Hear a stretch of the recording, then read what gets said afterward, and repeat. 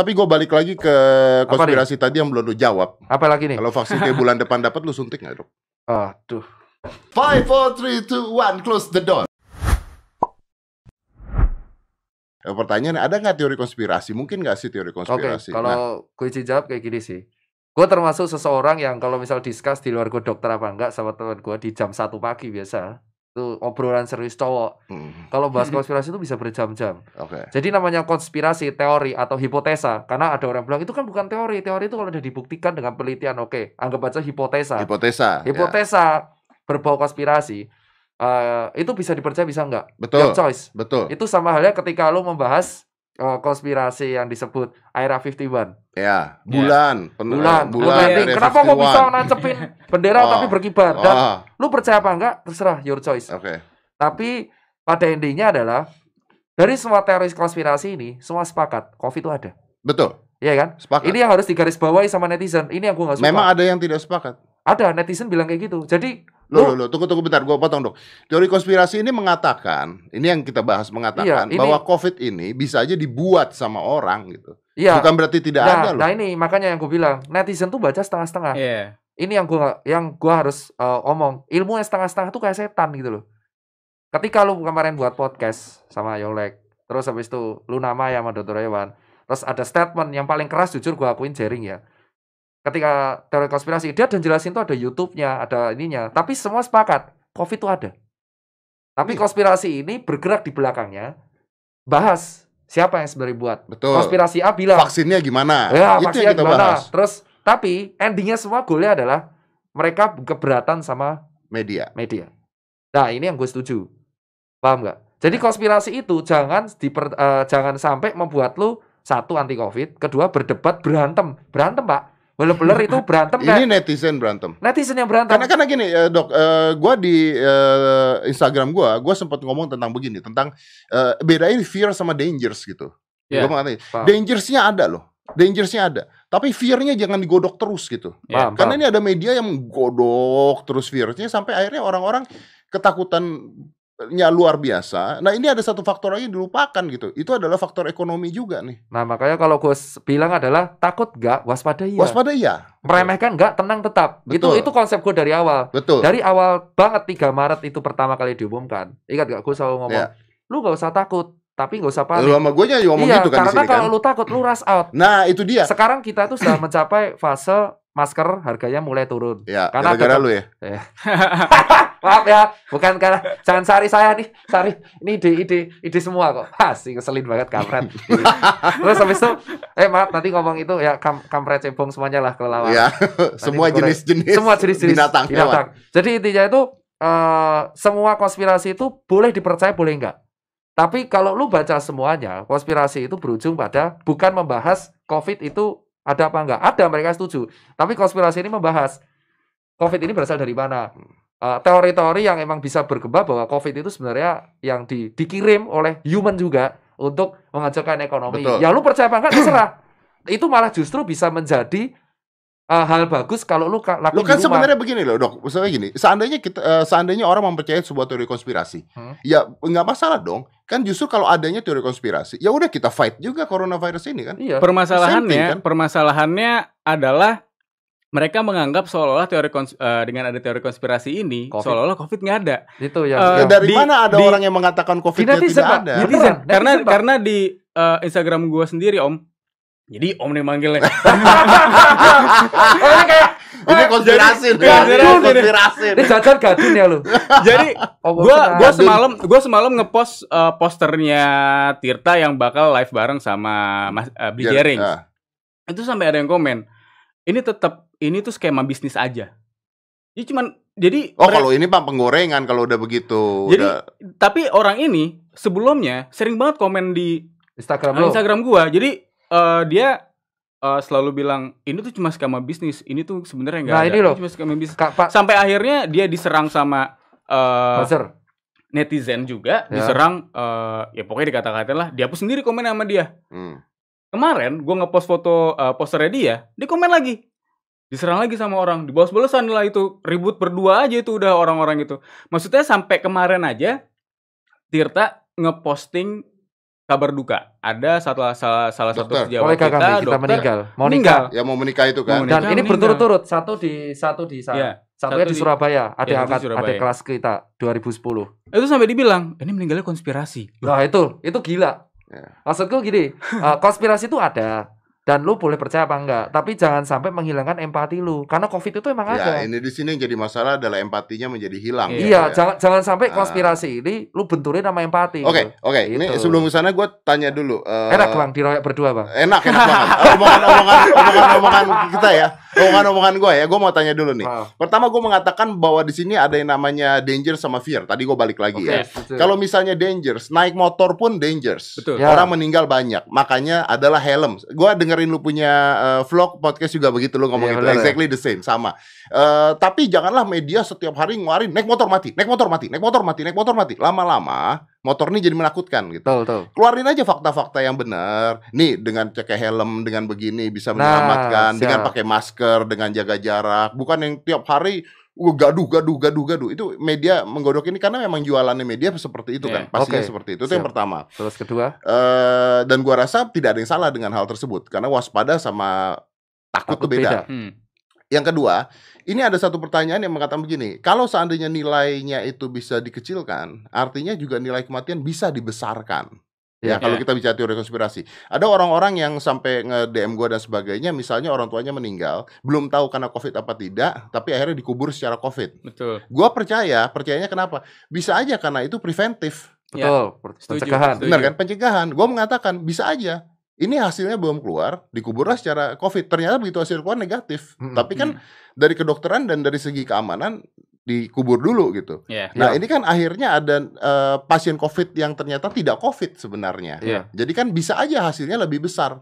Karena memang ada false negatif, false positif tersebut gitu kan. Oke. Itu kita ya, setuju ya. Yang pertanyaan gue adalah ketika gue bicara tentang konspirasi, kemarin juga gue sempat waktu itu tadi gue bilang ke dokter Jaka atau dokter paru gitu, di Wisma Atlet juga kayaknya lu tahu deh, ya lu tahu. Pertanyaan gue sederhana, pertanyaan gue gini, gue tuh bermasalahnya bukan dengan COVID-nya, gue bermasalah dengan vaksinnya, gue bilang. Karena ini bukan teori konspirasi bahwa swine flu dibuat vaksin itu gagal, itu gagal. Nah sekarang gue tanya, apabila vaksinnya keluar bulan Agustus, apa dokter mau suntik itu? Dan kemarin ada diskusi yang pertama jangan swine X-Men kemarin dia ngomong ya. Jangan kan swine flu, SARS yang tipe 1 aja yang 2003 itu udah bikin 2002 betul. 2002 kan. Itu udah 17 tahun, 18 tahun. Itu vaksinnya belum ada sampai sekarang. Benar. Karena RNA tuh susah, Pak. Karena susah ya Allah, kecil banget 0,1 mikron. Makanya kalau menurut gue pribadi, tiba-tiba nih ya ada orang ya, disclaimer. Ada orang bikin vaksin mengatakan kita udah siap untuk melakukan uji coba vaksin ke manusia dalam beberapa waktu ke depan dan dalam waktu dekat akan didistribusikan ke seluruh penduduk dunia. Dokter mau suntik nggak? Kemungkinannya itu 2 nih Mas. Kemungkinan 2 nih. Antara orang ini jago banget bisa ngumpulin semua seed virus seluruh dunia karena seed virus itu dia berubah-ubah. Dan dia variasinya macam-macam.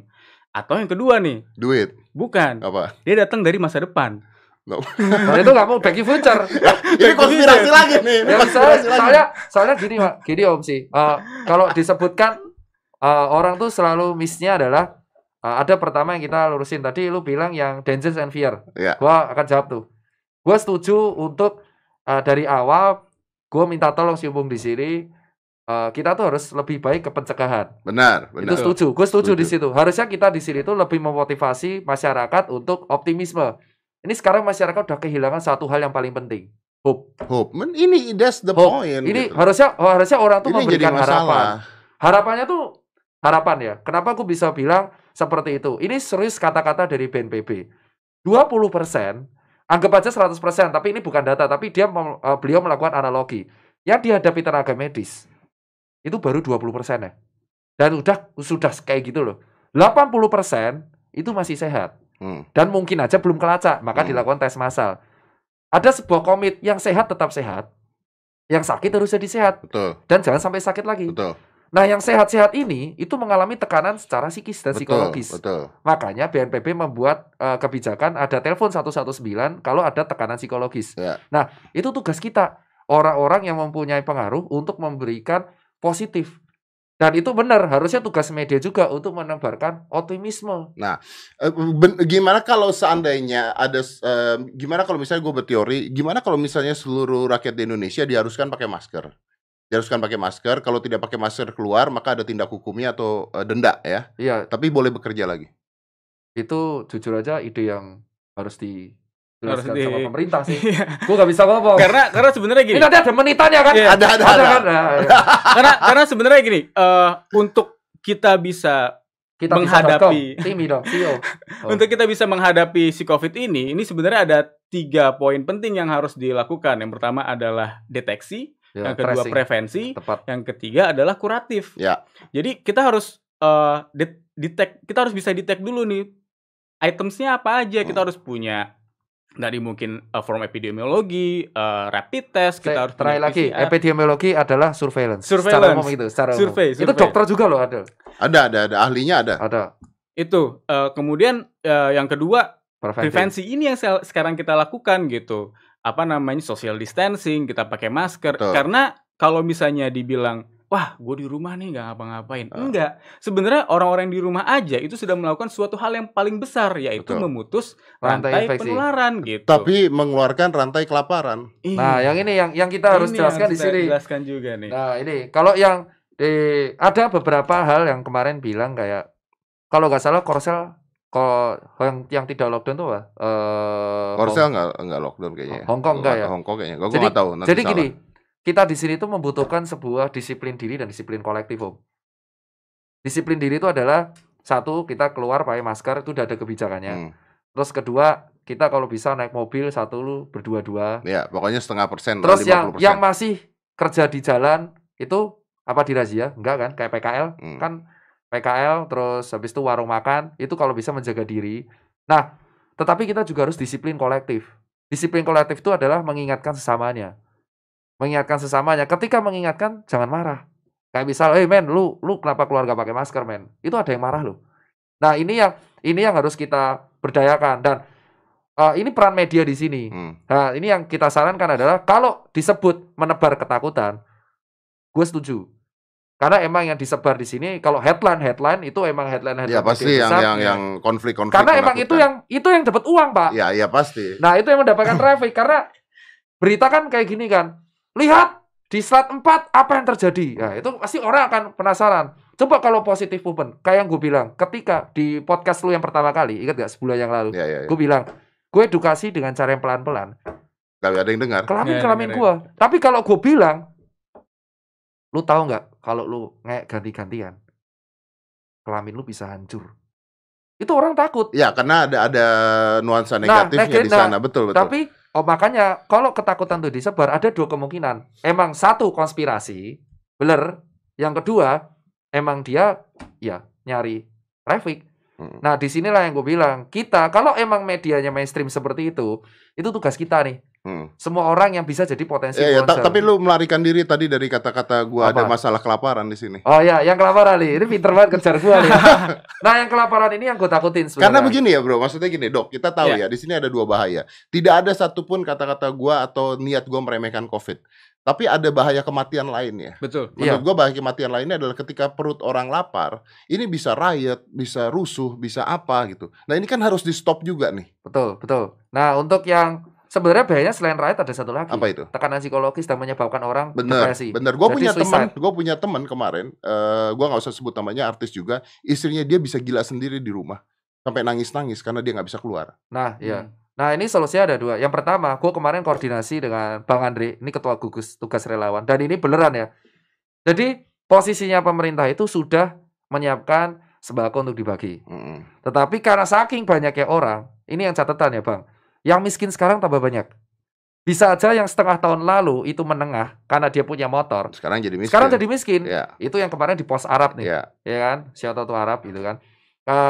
Dan kedua, maka mereka bingung nih kalau bagi salah dikit, salah sasaran. Bahkan misal dia bagi 1.000 orang.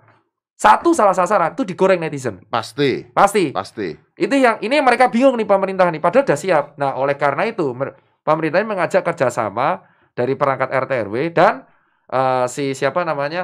ketua gugus tugas relawan. Jadi kedepannya 25.000 relawan yang ada, yang udah direkrut ini, itu separuh akan digunakan untuk mendata orang miskin yang berhak dapat bantuan. Oke. Dan data itu akan diserahkan ke pemerintah. Sampai kapan ini? Kalau nggak salah harusnya diselesaikan minggu ini. Kalau nggak salah. Ya, tapi kan kita tahu bahwa COVID-nya tidak akan hilang. Nah, yang itu harus terus-terusan. Makanya ini ada 3. Jadi kuat-kuatan. Jujur aja iya, Pak. Wow. Jadi kayak Itali, jujur aja. Kalau gue bisa bilang kuat-kuatan, iya. Makanya kemarin kalau lu dengar Pak Jokowi kalau nggak salah sempat mengatakan. Kesian lu Pak Jokowi ya, kesian juga gitu. Siapapun yang jadi presiden saat ini bingung, Pak. Membingungkan buat siapapun gitu kan. Dan beliau kemarin bilang, kita itu kalau kita disiplin, beliau menekankan, kalau kita bisa disiplin diri dan disiplin kolektif, kita bisa menyelesaikan ini normal Juli. Kalau kita disiplin lebih bagus, kita bisa menyelesaikan ini lebih cepat. Karena apa? Emang yang dihadapi Indonesia, COVID-nya itu sekali lagi, yang mengalami masalah medis, 20%. Anggap, let's say, 80% ini mengalami 2 masalah lain. 1, PHK, ekonomi, dan kawan-kawan. Dan jujur Susankar separuh juga mengalami itu, tapi alhamdulillah gue nggak akan PHK. Ketiga, psikologis. Ini yang bahaya juga. Psikologis, psikosomatis, dan imunnya rendah, dia bisa kena penyakit lain. Oke, tanpa mengurangi respek gue terhadap dokter ataupun COVID ya. Ini menarik, kemarin pada saat gue ngomongin tentang teori konspirasi itu ada satu dokter yang terus ngomong juga gitu. Wah, ini nggak bener omongannya. Saya pada saat diundang sama Deddy Corbuzier di podcast juga nggak mau. Dia nggak mau diundang. Siapa emang? Gue lupa pada saat itu, gue nggak mau nyebut nama juga. Ternyata gue cek sama asisten gue, memang pernah saat itu gue mau ngundang, tapi katanya beliau adalah saya nggak kompeten untuk ngomong ini gitu. Jadi tolong jangan dibalik-balik kalau ngomong tidak kompeten terus tidak disebut mau diundang. Disebut kalau tapi gini bro, tidak mengurangi respek gue sama dokter dan sama masalah COVID ya. Di Amerika sempat Donald Trump atau siapa gitu mengatakan ini ada satu bahaya juga yang mungkin bisa lebih bahaya nanti dibandingkan virusnya, katanya seperti itu ya, bahwa nanti ketika ini ada faktor ekonomi yang hancur gitu, ini orang bisa jadi virus sendiri gitu maksudnya bisa jadi petaka. Gua nggak mau ngomong seperti apa petakanya, tapi bisa jadi petaka. Nah ini kan bahaya sekali, ini kan bom waktu sebenarnya bro. Nah kalau misalnya dokter-dokter atau memang ending-endingnya seberapa kuatnya, cepatnya kita nahan COVID ini selesai kan? Betul. Tidak akan selesai kalau tidak ada obatnya dan tidak ada vaksinnya. Dan tidak ada, kalau pemutusan infeksi yang nggak kelar-kelar ya tak terus. Oke. Tapi kan yang Anda lakukan para dokter di sini itu kan hanya menghambat. Nunggu apa kalian itu? Nunggu keluar obat? Kalau gua jawab, lu jawab ya. Gua dulu deh. Kalau dari gua bisa jawab karena gua juga pelaku UKM. Dan gua juga di sini dokter yang bergerak di edukasi. Kalau Mas Gufron, dia dokter yang kurasi dan edukasi. Kompak nih, dia seniman juga. Nah, yang pertama yang gue lakuin adalah urusan medis kurasi. Itu urusan dokter yang di garda terakhir. Gue nyebutnya garda terakhir sekarang. Gue balik.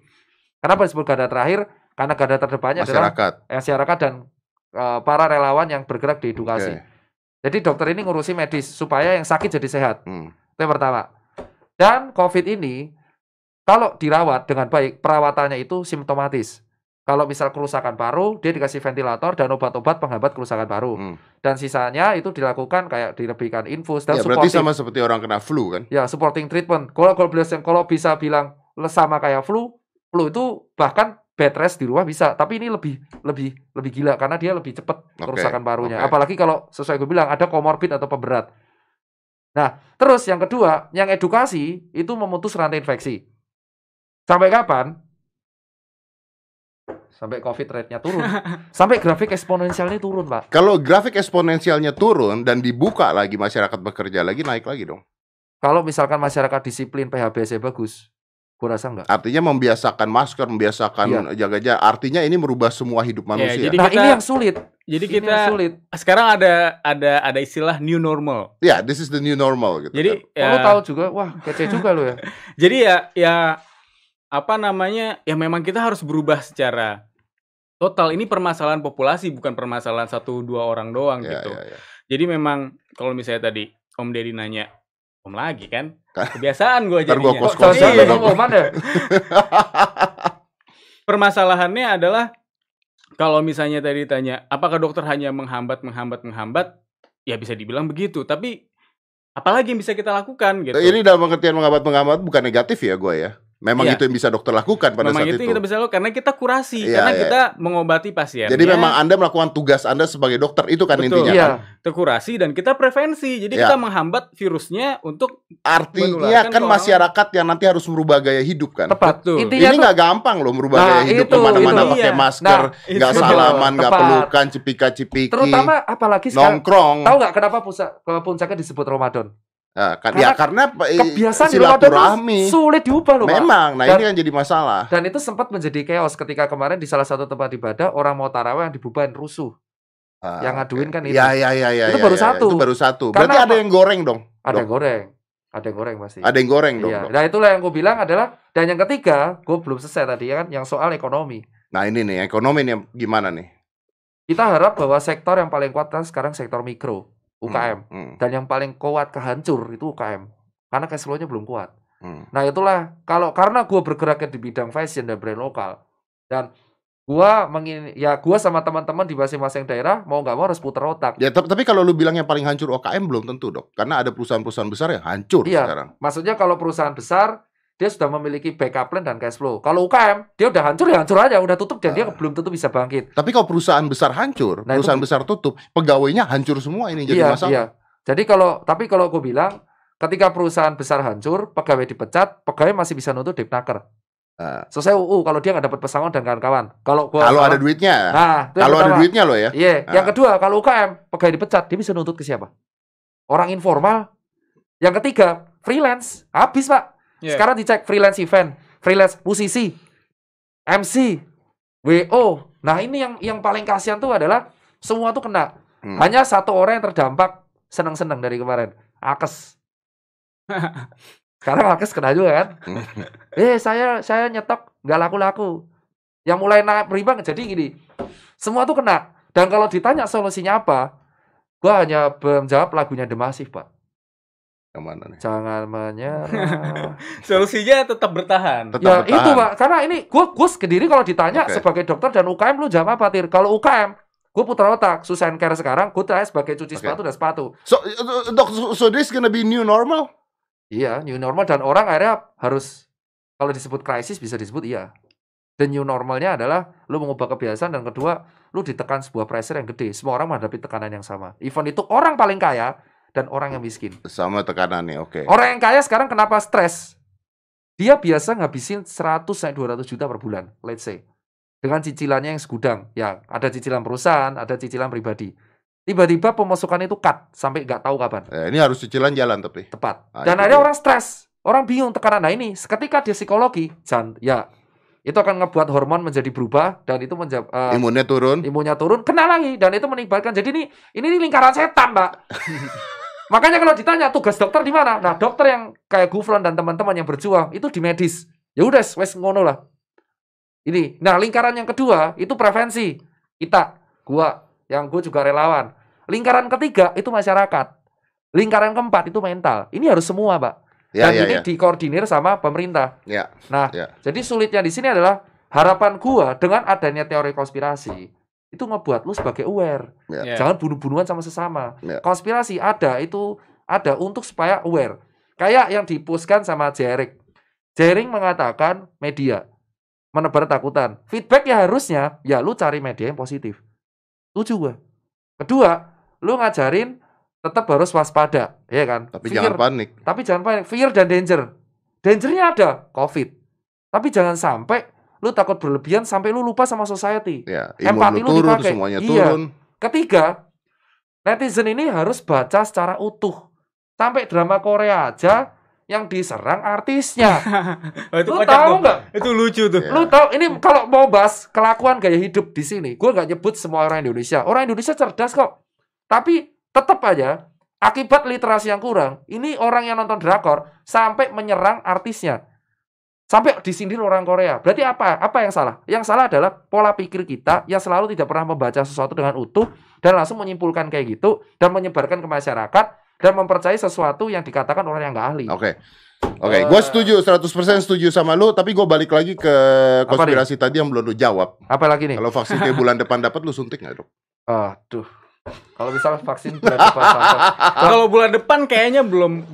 Bukan pertanyaan gua lu suntik apa enggak? Ini seandainya kan? Iya. Ada menit-menit ya? Iya, seandainya ada nih vaksinnya. Dulu. Kalau gua ya nanya gua, ini hak ya, boleh dong? Boleh. Bukan konspirasi nih ya? Boleh ya? Seandainya gua nuker, ini Om Deddy. Nggak jadi gua pasang lagi. Kalau gua nih, kalau sebulan 2 bulan gua nggak mau suntik, gua takut. Gua akan lihat orang lain dulu, biarin ini berapa tahun gitu deh.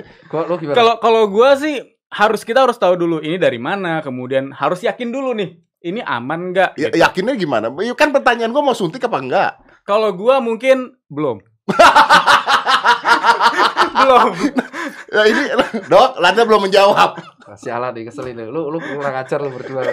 Kalau misalkan seandainya ini teori konspirasi loh ini. Seandainya Anda masuk dalam teori konspirasi kalau Anda tidak mau suntik vaksin ya. Seandainya vaksin ada di bulan Agustus, gue mau suntik apa? Gue jawab enggak. Berarti Anda percaya dengan teori konspirasi? Gua jujur aja teori konspirasi ada beberapa sebagian yang gue percaya. Oke. Ada 3 yang gue percaya. Oke. Pertama adalah itu sempat mengenakan ke Bu Siti Fadila. Ya, gue tahu itu. Bu Siti Fadila yang mengatakan vaksin dari Bill Gates? Flu burung. Flu burung. Yang mana nih? Ya betul. Beritanya. Ya coba flashback. Kita flashback ya. Mantan Menkes kan?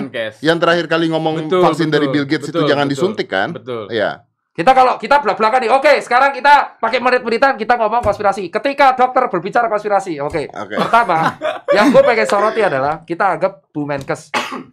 Kita ini disclaimer ya. Bu Menkes, Bu Siti Fadila sempat membuat sebuah kebijakan terkait flu burung. Apa itu? Dan sempat ditentang banget sama sebuah organisasi. Oke, gua nggak tahu. Ingat gak lo? Ingat, gue baca ininya tuh, beritanya tuh waktu itu. Zaman-zaman kuliah tuh dulu. Ya. Apa? Ya kalau nggak salah ya bisa direvisi. Gue lupa nih. Kalau salah nggak apa-apa. Nanti kita timer kan ini kan. Iya betul. Kalau nggak salah dia itu intinya rebutan mengenai vaksin flu burung itu. Intinya harus kalau nggak salah harus dari Indonesia. Dari Indonesia. Karena Indonesia itu adalah pandemiknya pada waktu itu. Endemiknya di Indo. Padahal yang dari luar, dari negara lain itu udah siap masuk tuh. Tapi udah siap masuk. Nah, Menkesnya nggak mau. Mana yang benar? Ya di situ kita bingung karena kita masih mahasiswa. Tapi yang dia sekarang Bu Menkes di mana? Sekarang di mana? Penjara, Pak. Karena dituduh korup ya. Dituduh korup. Korup dana kesehatan. Tapi kan tidak ada hubungannya dengan memilih vaksin. Ya, tapi di situ dia bilang dia bisa menolak vaksin. Jadi ada dasarnya kalau gue boleh nolak vaksin. Oh, Anda mau ke sana larinya. Benar kan? Jadi gue boleh vaksin apa? Bu Menkes pernah nolak vaksin pada waktu itu. Artinya ada kemungkinan bahwa ini konspirasi dan membuat vaksin dan sebagainya. Ya, jujur aja kalau bahas itu Gus 50-50 percaya. Tapi sebenarnya balik lagi ke nggak, ini di luar kita bicara COVID ya maksudnya. Iya, ini COVID, ini konspirasi. Kan gue udah bilang, dokter ketika Tirta dan gue pernah berbicara konspirasi. Tapi kita dihadapkan dengan dilema nih. Kalau lo nggak suntik, lo masih akan ada kemungkinan ketularan dengan tingkat keparahan yang lo nggak tahu seberapa parah. Kalau lo suntik, kemungkinan lo aman. Nah, tapi apa yang disuntik kan?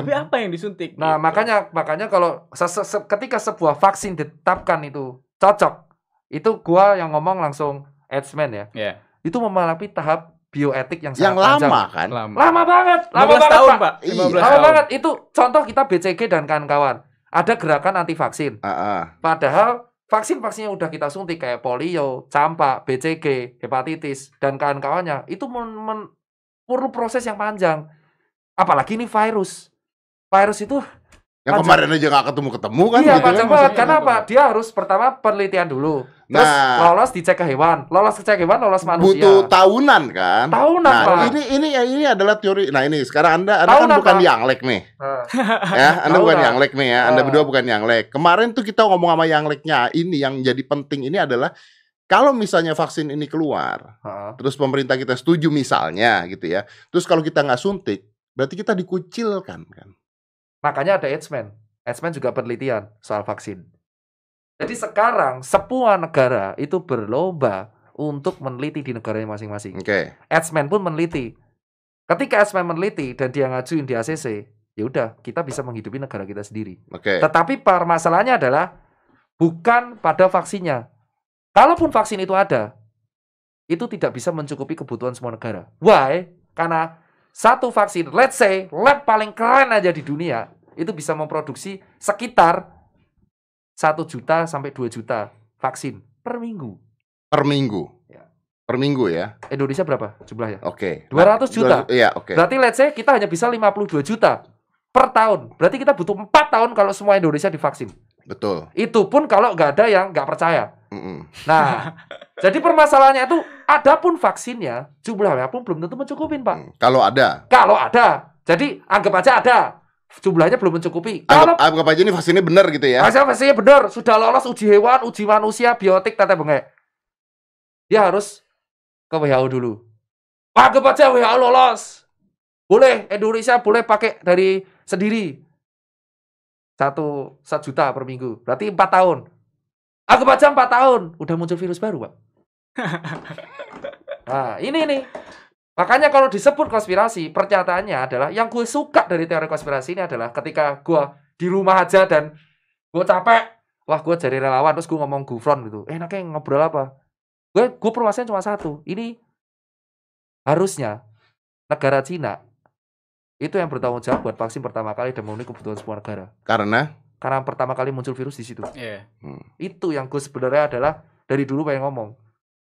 Gue tidak menyalahkan semua negara kok. Sekarang gue tanya, ketika Jepang di danaunya tercemar oleh cairan merkuri, Jepang bertanggung jawab sama satu negaranya. Dan akhirnya merkuri itu dilarang dalam make up. Tapi kan lu kan berkata seperti itu kan dari Cina sendiri mengatakan bahwa ini bawaan dari US, dari Eropa. Makanya itu urusan 2 negara itu, Pak. Kita sekarang tuh negara yang nggak bisa ngapain main mereka berdua gitu loh, Pak. Akhirnya kita korban gitu. Indonesia tuh korban karena kita tuh pion, kita tuh belum kuat. Mereka tahu bahwa kita tuh belum kuat, kita masih utang IMF. Makanya gue suka dari teori konspirasi ini adalah ketika mereka bahas yang sesuatu yang kita nggak tahu ini loh. Tapi secara logika masuk akal. Nah, kalau lu suka dengan teori konspirasi, tadi dokter juga mengatakan tentang konspirasi. Ya, kenapa jadi sebuah masalah besar ketika ini ada di netizen? Masalah besarnya itu bukan di gua, tapi netizen ini yang nggak baca, kayak nggak baca terus bilang COVID itu nggak ada. Buset, Pak, ini ada yang mati. Nggak ada, berdasarkan. Masa ada netizen bilang COVID nggak ada? Ada, Pak, di netizen, Pak. Sampai gue blow up kok. Terus dia minta maaf, Mas Tirta, saya minta maaf. Maksud saya tidak COVID nggak ada, cuman saya memastikan. Ya, memastikan, tapi kamu nggak pakai tanda tanya.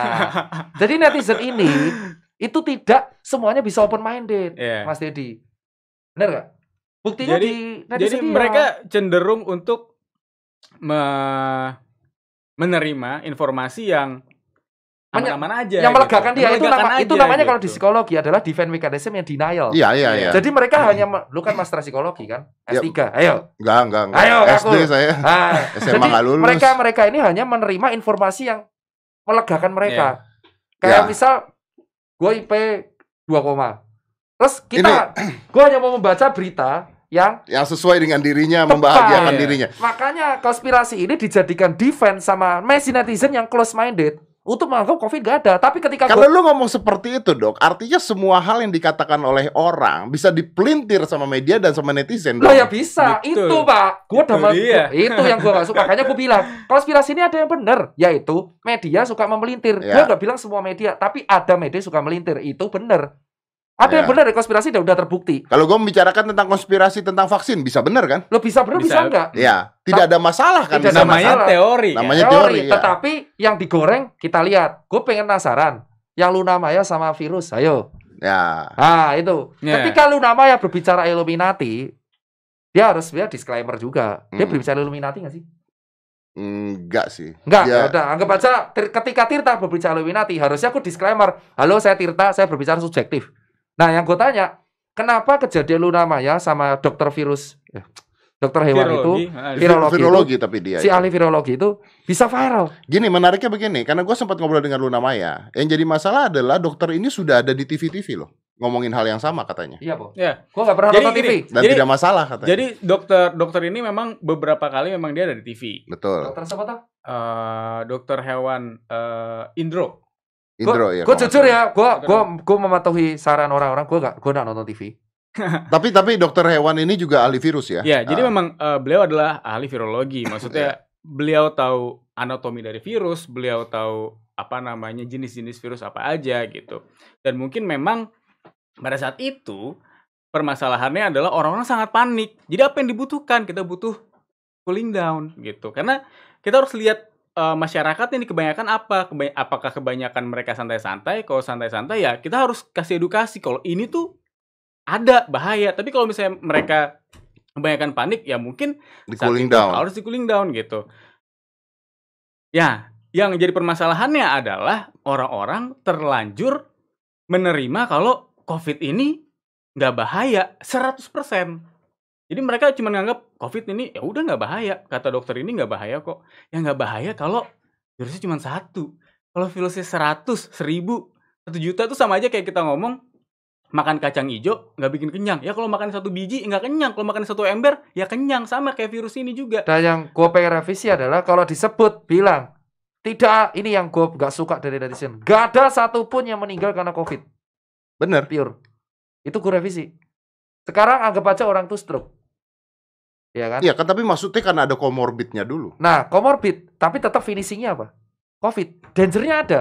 Dangernya ada. Nah, makanya jangan diarahkan seolah-olah yang meninggal itu ada gitu loh. Tapi orang-orang yang ini, yang netizen-netizen ini terlanjur meremehkan yang meninggal. Wah, ini yang gue nggak pantas gitu loh. Kayak pertanyaannya, kayak pernyataan mereka ini nggak pantas. Konspirasi itu ada supaya orang open minded. Tapi mereka itu yang gue keberatan adalah titiknya. Ada beberapa orang ketika ada orang meninggal karena COVID, langsung dengan gamblang mereka mengatakan, dicek dulu matinya karena apa. Men. Oh, itu gini bro. Sorry, ini gue potong ya bro ya. Kalau netizen mengatakan tidak ada orang meninggal karena COVID, oke? Terus lu mendebat hal tersebut, silakan, itu perdebatan. Gue berhak ngomong gitu juga, lu berhak mendebat itu juga, nggak masalah. Yang jadi masalah menurut gue bukan di sananya. Tapi yang jadi masalah adalah ketika orang meninggal, terus isengnya lu nulis di komen, coba dicek dulu meninggal karena COVID nggak? Itu yang jadi masalah menurut gue. Itu Pak. Karena itu sudah empatinya hilang. Nah itu loh, itu Om Deddy. Kalau lu mengatakan tidak ada orang meninggal karena COVID dan lu ngomong sendiri dan sebagainya, itu opini.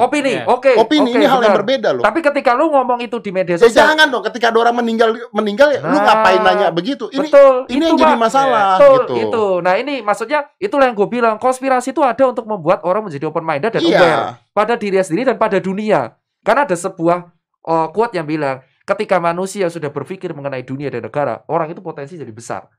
Konspirasi itu ngebuat kita berpikir apa yang terjadi di dunia. Tapi jangan sampai ngebuat lu tuh kehilangan empati lu. Ada orang meninggal, lu katain, ayo ini pasti matinya bukan karena COVID. Wah, tuh gila, Pak.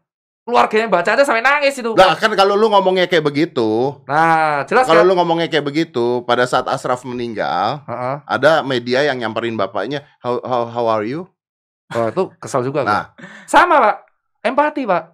Itu yang gue bilang. Dan ini bisa potensi karena ada pelintiran. Maka diarahkan bahwa meninggal bukan karena COVID. Itu yang sebenarnya gue titik beratnya di situ. Semua teori setuju COVID itu ada. Semua setuju COVID itu danger. Dan semua setuju jangan menebal takut berlebihan. Semua setuju harus optimis. Nah, tapi tolong, 1, jangan dipelintir. 2, tetap optimis. 3, patuhi pencegahan self distancing dan kawan-kawannya sesuai anjuran dari pemerintah yang berlaku. Dan karena matahari kita cuma 1 kan, pemerintah sekarang. Ya kalau lu mau buat matahari sendiri nggak apa-apa gitu kan. Negara apa kayak. Terus yang 4 adalah hargai orang yang udah wafat. Karena emang nyatanya ada korban jiwa. Dan itu realita. Dan itu yang gue tanya di jenazah-jenazah yang kemarin gue ke kuburan di Ranggon itu, Pondok Ranggon. Dan tapi gue rasa ini udah 2 hal yang berbeda dong. Yang mana? Ini antara teori konspirasi dan empati ini. Ya makanya nggak bisa disatuin. Nggak bisa disatukan. Makanya yang gue bilang. Gue rasa orang-orang yang ngomong begitu, orang-orang yang ngomong itu yakin meninggal karena COVID atau bukan, itu bukan orang-orang yang mengerti teori konspirasi. Itu bukan orang-orang yang belajar itu dengan tepat. Gak 100% dicernanya gitu. Jadi mereka cuma lihat separuh-separuh. Itu intinya adalah kita harus maklum bahwa nggak semua follower lu tuh cerdas. Iya. Ya gini, ya kita bicara ya. Teori konspirasi landing di bulan. Iya benar. Oke. Lu tahu itu ya? Lu tahu itu dok ya? Bukan, gue juga bertanya-tanya kan, karena menarik kan, teori ini menarik kan. Betul. Tapi bukan artinya terus ada orang jadi astronot terus gue bilang bohong loh, nggak begitu kan intinya kan? Sampai ada orang jadi astronot dituduh bohong, bukan gitu. Bukan gitu maksudnya. Kita tuh hanya mempertanyakannya kemarin. Iya gitu. Dan itu bebas, kita ngasih bukti Area 51 katanya apa. Dan gue suka, gue termasuk yang menganggap bahwa itu ada angin di sana. Gue kalau bahas moon landing bisa panjang. Itu alasan kalau gue beli ada sebuah sepatu perayaan moon landing, gue gak pernah beli. Karena lu gak percaya? Gue gak percaya men pada waktu itu. Tapi gue menghargai orang yang astronot. Karena gue lihat ada astronot dan emang itu ya udah gitu kan. Gue percaya bumi bulat. Iya gitu kan. Gue percaya bumi bulat gitu loh. Gue pasti percaya. Tapi kan belum ada buktinya bro. Ya Katanya gue bercita-cita suatu saat ke luar angkasa. Gue berangkat sendiri ntar. Tapi ada loh. Apa? Wisata ke bulan. Iya ada. Jadi tapi belum ada buktinya orang ke sana sampai sekarang. Nah itu kita bicara konspirasi dan ini menarik itu. Itu kayak menarik menghabiskan waktu di rumah sambil menghabiskan waktu menunggu sahur ngobrol. Itu dia. Itu dia. Paham nggak? Ngobrol santai, misuh-misuh. Tapi pertanyaannya setelah misuh-misuh mau ngapain? Ya udah. Iya. Udah selesai. Jangan dibawa sampai kamu tuh ada orang meninggal, orang sakit. Wah, sakitnya bukan COVID nih, konspirasi. Iya. Nah, sama kan tadi orang jadi astronot, wah lu bohong lu nggak pernah ke bulan lu. Enggak begitu kan idenya enggak begitu karena gitu. Semua yang mempelopori teori konspirasi ini tujuannya adalah supaya orang aware. Iya. Bahwa lu hati-hati loh. Makanya gue lempar pertanyaan. Dan sebenarnya itu perdebatan cerdas loh. Iya, sekarang gue lempar pertanyaan ke netizen, nanti silakan jawab. Ini ada menit ya. Sekarang tanya, orang rame-rame membahas COVID gimana musnah. Tapi orang lupa, COVID ini berasal dari mana? Ayo, ada bisa jawab nggak? COVID berasal dari mana? Pernah nggak di semua mengasal? Kemarin gue nanya Regen. Mas Regen jawab apa? COVID berasal dari mana? Dia jawab, Wuhan, Cina. Wah, rasis lu gue gituin. Terus dia bilang, lo kok rasis emang dari Wuhan, dari Cina? Enggak, gue baca dari kelelawar. Gue kasihan Regen itu dibully terus aja. Untung gue, ini kalau lu cocok sih Regen sama Marcel undang sih. Regen, Marcin, Bapak Cita. Iya, Pak. Sepaket. Jadi kalau gue bilang adalah, kalau lu pengen belajar lebih lanjut mengenai ilmu teori konspirasi adalah, coba dicek COVID ini semua virus selalu berasal dari berapa sih? Dan selalu negara-negara yang maju yang selalu cepat duluan. Kalau lu bilang negara maju selalu selamat dari COVID, belum tentu. Italia itu bisa hancur, Uni Eropa hancur semua. Iya, hancur. Amerika juga berantakan sekarang. Nah, makanya hanya satu negara sekarang biasa-biasa aja. Apa, Israel ya? Iya. Hai. Gue pelempar teori konspirasi yang lu mau berpikir gak negara yang dari awal biasa-biasa aja? Ya, Israel. Ya udah. Ya lu cek aja Google gitu. Kan seneng kan? Bahas-bahas kayak gitu seneng, kita gak nuduh. Nanti gue buat Instagram ya ini ya. Iya, gak apa-apa. Gitu kan. Seneng-seneng aja kan maksudnya kayak. Tapi kan it's fun gitu kan. It's fun. Jadi kayak teori konspirasi itu jangan dibuat serius. Iya. Gue gak nuduh kayak Israel ini, tapi sekarang kita lihat lu ada kasus gak sih yang COVID di Israel sampai heboh itu? Nggak ada, katanya malah aman. Israel lockdown itu. Gak pernah denger gue. Gak pernah denger gue. Coba Google semuanya Israel lockdown ada nggak? Atau Israel panik karena COVID itu? Israel COVID-19 nih langsung keluar nih. Iya. Israel COVID-19. Ada. First case 21 Februari. Terus? 19 pasien. Terus kan? Draining bathtub to running tap. Iya. Semua bener nggak? Israel COVID-19 treatment 100% survival rate. Test in US patient. Reopen the business. Negara paling aman di era COVID-19, Israel paling top, Indonesia terjeblok. Waduh. Dari suara Nah, makanya kalau lu mau teori konspirasi, gua tuh belajar, gua udah setiap subuh gua belajar. Karena itu perintahnya dokter, long life learning. Orang berdebat, tapi gue lempar lagi. Coba sebut negara yang gak pernah diangkat di media. Iya. Israel. Lo, gue tuh percaya gini loh dok. Aduh, lu tuh orang pinter. Lu dua-duanya orang pinter gitu ya. Di dokter, gue juga kenal dokter banyak. Di dokter aja itu mereka ya, setahu gue ya, ada dokter-dokter aja yang suka ngedebatin teori konspirasi obat-obatan. Betul. Benar. Karena obat ini, wah ini padahal bohong obatnya karena begini, itu penjualan. Ada kok dokter. Tapi kita kalau debat itu internal kita. Iya, nggak untuk buat panik. Oh, lu penjual obat ini dari zaman bukan teman gua. Dari zaman kuliah make kita tahu yang berita yang tadi segala macam gitu karena memang gua tuh juga nontonin gitu. Iya, it is fun kan. Orang-orang suka konspirasi itu ya jujur aja penikmat kopi subuh kalau gue bilang. Jam 1 ke atas kita ngobrol dan itu kayak fun sendiri. Itu yang gue suka makanya. Aliens ada nggak? Apa? Aliens. Gue lebih percaya alien gak ada sih pak. Iya. Ada nggak aliens? Gue gak percaya alien ada. Lu gak percaya? Enggak gue. Kayak ini tau, kayak lo pernah lihat ini gak sih anak yang berubah jadi ikan pari? Itu film gua. Dan ketika jangan samain sama anak jadi ikan pari dong. Jauh. Dan konspirasi yang gue suka itu adalah adanya Simpson yang selalu memprediksi. Menurut gua semua yang terjadi sekarang itu adalah semua retorika yang diarahkan ke Simpson. Ayo, kalau lempar eksplorasi yang kayak gitu, udah gue bisa share teori-teori yang kayak gitu. Simpson selalu memprediksi. Donald Trump jadi presiden. Ya, menurut gua ini kayak dibuat-buat dan semua sekarang lupa. Gua udah bisa sebut ini World War 3. Iya. Kalau ada yang bilang nggak setuju, gue bisa sebut ini World War 3. Dan pemenangnya adalah salah satunya Israel sama Cina. Dan negara-negara yang sosialis selamat duluan. Vietnam. Ya. Dan negara yang menjunjung tinggi HAM selamatnya paling terakhir. Kita menjunjung tinggi kan. Jadi kemanusiaan yang adil dan beradab. Nah, kita lihat, dan negara yang penduduknya banyak, kita aja belum bisa nyaingin dia. Nah, artinya adalah yang gue lempar di sini, orang berlomba-lomba membuat tank, pesawat, kalahnya sama sebuah mikroorganisme berukuran 0,1 mikron. Yang kalau di film-film di Resident Evil masuk tes jadi zombie lu. Dan ini udah difilmkan. Ada yang aneh nggak? Kenapa film-filmnya beredar duluan? Nah, itu yang gue suka. Gue di satu sisi gue capek, gue Bagiri ini. Tapi ya fun kalau dia ngomong begini. Dia ngurus pasien. Dan kita tuh butuh sebuah pembahasan. Ben, lu pernah mikir gak sih ini kapan berakhirnya?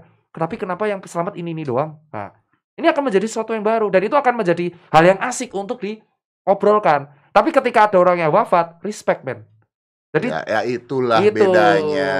Orang-orang yang paham ya Mas Dedi. Jadi aku tuh dari awal adalah keberatannya sama netizen yang jujur aja mereka nggak baca full, tapi mereka bacotnya itu seolah-olah paling tahu, Pak. Ya, oke. Jadi mungkin gini ya menurut Dokter Tirta, nanti lu ending lu tutup lah ya. Ini silakan tutup ya. Ini 2 part ya? Satu aja kali ya, 1 apa 2? Satu apa? Sekali-kali 1 jam kalau berani. Berani 1 jam. Cuma gue tuh takutnya gini, Dok. Takutnya ada orang males nonton, misalnya cuma sampai setengah. Terus ending lu tuh nggak ditonton, yang penting-pentingnya tuh nggak ketonton. Kadang-kadang gitu. Ya udah, mending 100 part Instagram TV. Jadi intinya gini. Kalau menurut dokter, kalau salah tolong langsung betulkan ya nanti ya. Oke, silakan nanti ditutup oleh Anda berdua. Lu mau percaya teori konspirasi, tidak percaya teori konspirasi, silahkan. Apakah teori konspirasi ada apa tidak? Ya ada, dari zaman dulu sudah ada teori konspirasi. Lu mau ngobrolin teori konspirasi? Boleh, nggak ada masalah. Mau debatin? Boleh. Tapi ketika ada sebuah korban, lalu jangan lari ke korban tersebut. Jangan menghina korban tersebut. Jangan ngebawa-bawa korban tersebut. Jadi bedakan antara teori konspirasi dan empati manusia. Silakan. Silakan. Lo duluan deh yang dari data. Kalau dari data. Apa lakukan datanya? Bawa datanya enggak lu? Tapi bokap nyokap alhamdulillah. Kalau bokap alhamdulillah udah belum keluar negatif. Kan? Negatif. Nyokap. Kalau ibu masih positif. Lu? Gue negatif. Yakin? Yakin. Takut lu sterilisasi, apalagi dia droplet. Gue pakai sih. Dia negatif tapi katanya. Saya percaya kata kalau sampai ada yang kena berarti Anda tukang bohong, dokter. Ada bohong. Tiba-tiba 2 minggu lagi Deddy Corbuzier di Wisma Atlet. Relawan. Silakan, Dok. Kalau dari gua nih, kita jangan melupakan tujuan utama kita dalam menghadapi COVID. Tujuan utama kita adalah flatten the curve. Jadi gimana caranya supaya fasilitas kesehatan di Indonesia bisa merawat semua pasien COVID yang butuh perawatan. Terkena sekarang ya. Gitu. Jadi kalau misalnya kita lihat mungkin sekarang ada 132 rumah sakit rujukan COVID ya. Taruhlah misalnya dia mengalokasikan bed rumah sakitnya 50% untuk pasien COVID, 50% untuk pasien non-COVID. Itu kalau misalnya kita hitung secara kalkulasi, itu dalam 1 hari, dalam saat yang bersamaan, itu yang bisa ditabung hanya 23.600. Oke. Kalau lebih dari itu, kolaps. Artinya intinya semakin banyak semakin cilaka lah Indonesia. Ya, oke. Jadi memang terlepas dari apakah teori konspirasi itu ada atau enggak, betul atau tidak, siapa yang membuat, nggak ada urusan. Yang harus dilakukan apa? Kita harus lihat solusinya. Ya, Jadi kadang kita terlalu sibuk mikirin. Tapi ya sebenarnya bro, teori konspirasi atau tidak teori konspirasi, solusinya sama. Ayo apa? Lo iya dong. Solusinya sama dong. Apa? Ya itu tadi kan. Apa? Ya jaga jarak dan sebagainya. Ngetes. Ya, ternyata bisa jalan. Cancu. Iya. Maksudnya mau konspirasi nggak konspirasi kan sama kan solusinya. Karena sudah ada. Iya. Udah ada korbannya, virusnya ada gitu. Jadi jangan melupakan big picture-nya. Iya, big picture-nya ini ada intinya gitu. Oke. Silakan, Dok. Wes misu-misu aja itu. Misu-misu orang denger. Ya, kalau dari aku sih aku setuju dengan apa yang dikatakan kamu Deddy. Lo kok enggak misu-misu? Cok, Satu aja. Jadi kayak gini bos, terakhir aja. Susah kalau disuruh miso malah bingung, misonya di waktu apa. Iya, miso natural. Nanti digoreng, dokter gak punya attitude. Jadi itu memang Pak, bukan digoreng Pak. Jadi kalau saya bilang yang pertama adalah setuju bahwa konspirasi itu harusnya dijadikan obrolan untuk meningkatkan awareness dan meningkatkan ketakutan. COVID ini bisa sembuh loh. Bisa sembuh, positif beritanya juga banyak. Hormati yang udah meninggal, doakan yang sakit menjadi sehat, disiplin diri, disiplin kolektif. Pertama, kedua, yang kita harus soroti solusi. Kenapa? Kalau ini nggak selesai, yang kolaps pertama Pak, rumah sakit Pak. Ya. Tanya aja gajinya dia. Tinggal setengah ya. Rumah sakit itu punya cash flow kayaknya sampai Juni doang, dugaan gua. Karena mereka harus bayar THR, sementara pemasukan rumah sakit sekarang habis Pak. Mereka biasa dulu kan dapat bangsal dari operasi dan kawan-kawan. Sekarang hampir semua ketarik ke COVID. Ya. Sorry gue potong. THR nggak ada nih. Oh, THR nggak ada. Lu nggak ada THR nih? Serius lu? Iyalah. Sedih banget mukanya Pak. Alhamdulillah cuci sepatu. Ada THR Pak? Ya jelas, saya ada. Terus yang ketiga adalah kita belak-belakan aja. Media membuat berita yang ingin didengar dan yang potensi mendatangkan traffic. Kalau mereka nggak datangin traffic, mereka nggak dapat iklan. Dan nggak hidup akhirnya. Kalau mereka nggak dapat iklan, mereka nggak hidup. Ini lingkaran setan. Kalau aku bilang-bilang, kalau aku secara umum bilang, media menebarkan ketakutan, dia. Tapi cari solusi juga supaya mereka dapat iklan. Itu yang aku bilang. Makanya kenapa orang-orang tuh lebih suka di Indonesia, pada umumnya di Asia Tenggara, suka berita kontroversial dibandingkan berita yang benar-benar positif. Itu dugaan ketika beritaku kemarin sama Jering masuk di Line Today. Cuma berdasarkan komen-komenan di Instagram bisa masuk Line Today. Tapi lu lagi nyumbang lagi apa? Gak pernah masuk. Itu yang gua tanya. Ketika gua mengkritik atau gua hanya berpendapat, ini yang gua bilang, gua berpendapat, gua cuma komen dan Jering komen, dibuat seolah-olah berantem, padahal nggak ada apa-apa. Dan akhir tapi apa yang gua lakuin selama 2 bulan, gua ngirim ke Papua 8 ton. Media mana nyorot? Yeah, that's the whole idea of media. Ya itu yang gue bilang, ini harus masukin highlight. Ketika gue ngirim sama JDN Junior Data Network, shout out ya, kita di JDN, dan JDN itu di bawah PBID, isinya dokter-dokter yang kita kayak komunitas di bawah ID. Ketika kita ngirim 8 ton ke Papua untuk meningkatkan mental Papua bahwa Indonesia itu dari Sabang sampai Merauke, apakah ada satu media menyorot? Apakah ada media menyorot, koran yang nyorot bahwa JDN bersama PBID mengirimkan 8 ton ke Papua? Tidak. Tapi ketika Pak Daeng ngomong, digoreng, menurut PBID 1000 jenazah. Lu inget pasti berita itu. Ya. Sampai Pak Daeng klarifikasi dimanapun, tapi klarifikasinya nggak ada dimuat. Ya makanya. Itu yang gue bilang, harusnya nih buat teman-teman media, kita tebarkan positif.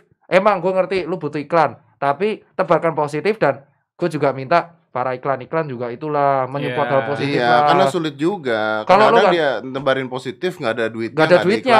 Kalau kontroversial dapat traffic. Iya. Ini ya kalau bener nggak sih? Bener. Kalau hal positif sulit mendatangkan traffic, rating rendah nggak ada iklan. Itu psychology bro. Bener nggak sih? Bener. Bangun gini aja. Traffic kan kita bicarakan. Iya traffic ini terakhir kesimpulan. Lu pernah nggak ngelihat bangunan baru di jalan?